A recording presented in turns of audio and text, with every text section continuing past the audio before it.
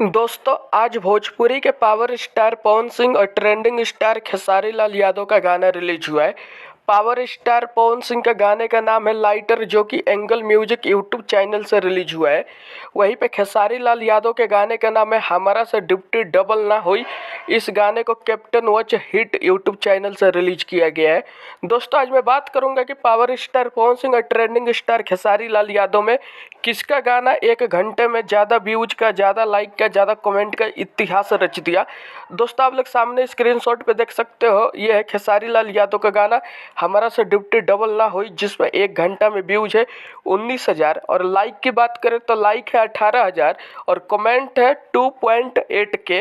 दोस्तों लाइक के हिसाब से अगर व्यूज को देखा जाए तो ऐसा लगता है कि 1 लाख के आसपास व्यूज हो चुका होगा, क्योंकि व्यूज फीज है खेसारी लाल यादव का। अब आप लोग सामने देख सकते हो पावर स्टार पवन सिंह का गाना जो आया है लाइटर, उसका 1 घंटा का स्क्रीनशॉट है। 1 घंटा में 11,000 व्यूज है और लाइक है 42,000। तो दोस्तों आप लोग लाइक से अंदाज़ा लगा सकते हो कि पावर स्टार पवन सिंह का जो गाना है उस पर रियल टाइम व्यूज कम से कम 2 या 2.5 लाख हो चुका होगा 1 घंटे में।